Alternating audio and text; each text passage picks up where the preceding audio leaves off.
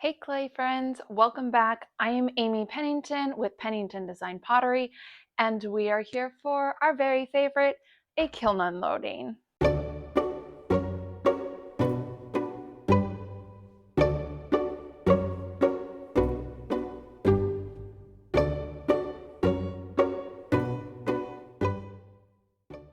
Okay, so this kiln load has a good variety of things.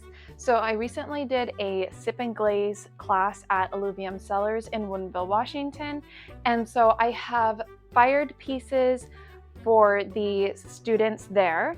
And then I also have product for the upcoming Flock Fiber Festival, which is one of the largest festivals that I do each year. This is my second year, and it's second year total. And so I've got a few mugs in here for that, some more Sherry the Sheep mugs, and then a new mug, which I didn't test before making a bunch of them. So here's to crossing our fingers and toes that it worked out. So let's get it open. Oof.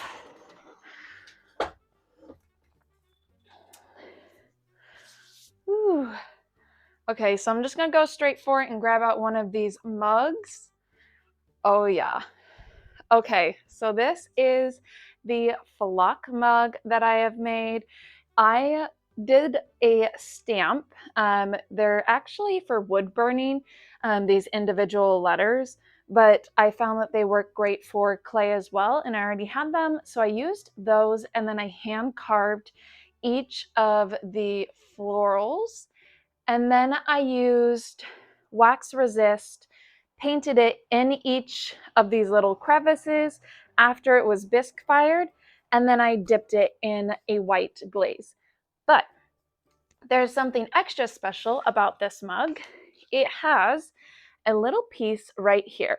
So for those that don't knit, these are called progress keepers or stitch markers, and I myself use them when I am knitting, but they're also just so stinking cute. Like this one is from Hello Lavender, and my sister Denim and Rain makes the cutest little sheet markers. So my thought behind these is these are so cute that I don't want to just use them when I am knitting. And so when you're not knitting, you can clip on your adorable stitch markers, if I can do it here, onto this little ring that I've implanted in the mug. Voila! You have a little charm mug. How adorable is that? So you can switch them out for whatever vibe you're feeling that day, and you get to display your adorable stitch marker as well. So, Flock mug. Super happy with this. I know I've got some more of those Flock mugs further down, but up here at the top, I've got some mini bowls. These are going to be going with me to Flock Fiber Festival. People can use them as whatever, whether it be stitch markers or just as salt dishes, things like that. So I've got some in the classic white.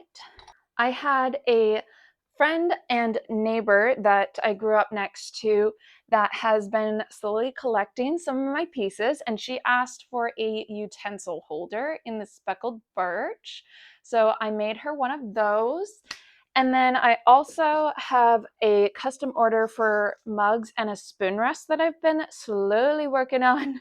So this is one of those mugs. She said she loves texture and odd shapes. So I did this one with some texture, and I used the back of one of my tools just to imprint some little dots going down the side. And then I've got some others that are still in the works. Here are more of the Flock Fiber Festival mugs. So I think I've got 1, 2, 3, 8, 9, 10. I have 10 in total. I will admit I did not get as much pottery made for Flock as I was hoping to. Just had to finally accept that I am a one-man band who also has 2 young kids and a lot of other things going on in life, and I had to finally say what is made, and I'm not going to stress myself out. So not as many of these as I would like to bring, but I am happy with them. They're just so pretty. All right, and you're gonna have to forgive any noise you may hear in the background. The neighbor just started his very loud truck and doesn't seem to be moving anywheres, so I'm just gonna keep carrying on. This is a candle tumbler testing out for Kaluna Candles, and she has candles that she'll be making in a mold, and then it will basically be a reusable and replaceable candle tumbler. So you'll be able to buy new inserts and drop them in there. So they had to be a very specific size, and then she liked the line carved design that I've done on tumblers before. So here it is. Here's to hoping that my sizing was right. This is all just based off of shrinkage rates of the clay, which you're hoping from the manufacturer are accurate as you're measuring these things out. So yeah, here's to hoping. And the next item is,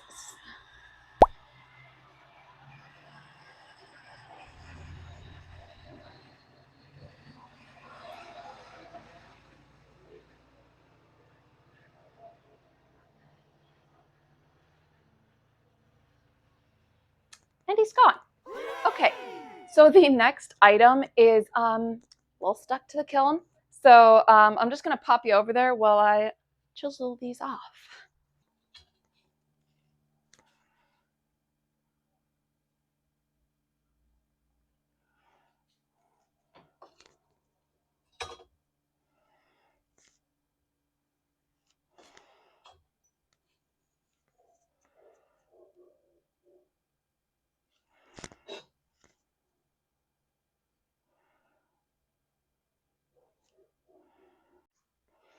Okay, so what was happening there was I took the speckles from the speckled birch glaze, and I have some sifted out that I use for random projects. Clearly, I added too many, and the crystals love to run. So, got a little wild, things stuck. I should be able to like grind off most of this. This one is gonna be toast. Like you can see, it's actually like taken away part of the pot with it. So you know, they're just shot glasses. I'm not super upset about it. It happens, and we'll just know for next time. Easy on the speckles. And this is why you kiln wash your shelves. Um, I think I have a video on kiln washing. If not, maybe I'm dreaming of this. I don't know if I do. If I do, I'll link up below. I know it's on my list of videos to make. But yeah, it definitely will help make your shelves last longer, which if you've bought a kiln and shelves, you know how expensive these are. But I yet do not have the budget for advancer kiln shelves, which are all the rage, but they are extremely expensive. So kiln washing definitely helps. All right, I've got some more shot glasses down here.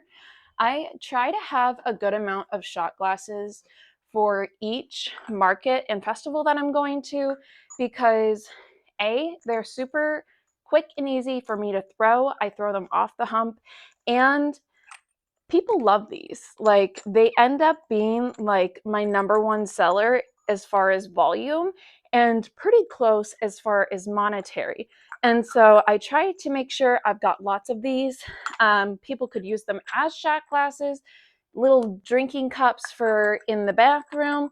In relationship to Flock Fiber Festival, people could put their tapestry needles, things like that. So lots more shot glasses. I think I've got some more down there, and I've been throwing more. So I've got more to be glazed. Shot glasses everywhere.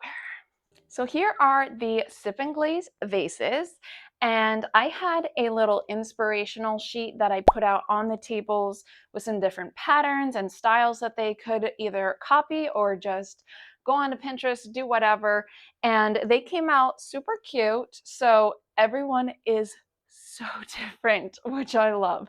Like walking around the table as people are glazing these is super fun to see. So I will be emailing all of these sip and glazers so that they can get their vases. And yeah, they all turned out great. None of them ran or stuck to kilns, which is always just a big bonus because you're hoping, you know, that these things turn out good because they obviously paid for a class and, you know, they're making one piece. They want it to turn out, and they certainly did. So, sip and glaze vases. I'm not gonna lie, being over 6 months pregnant, belly down here, and reaching to the bottom of this 10 cubic foot kiln is not fun, but here we go. Okay, I'm not gonna lie, I wanna keep these bowls for myself. I probably won't, I'll be good. But I really love these. Oh my goodness, look at the glaze in these bowls. It is stunning. Oh my gosh. I love the colors in here. Oh yeah. So this one is the Desert Rose glaze on the inside and then the classic white on the outside. And when it's fired hot, it is so pretty. Those crystals just open up and play so well. And I just love it with the white. So I've got some snack bowls in that combo. And then I've got a couple of mugs. And here are those. Classic white with that beautiful desert rose on the inside. Isn't that just so pretty? So, got a couple of mugs and snack bowls. I have a few mugs that I'll be taking with to flock, just the classic mugs. And I've got blush on the inside, and then this is daffodil on the outside, which when fired a bit hotter goes a bit darker, which wasn't really what I was planning for these mugs, but I do love it. I mean, this glaze is so satiny and pretty and just feels so nice. So it's hard to be mad about these mugs. All right, some more shot glasses in the daffodil. And then I've also got some thrown mini bowls in the same glaze. Lastly, in the kiln, I have one last little herd of Sherry the sheep. If you've been following along for a little while now, you'll know Sherry, and she's been a labor of love. I recently, as I was making them, timed myself in each step and just while hands on the mug. So this isn't me like loading the kiln or wiping the bottoms. This is just more the things that were a bit longer that I could keep track of. So the throwing, trimming, handling, detail work, and then glazing, it takes an average of 62 minutes per mug.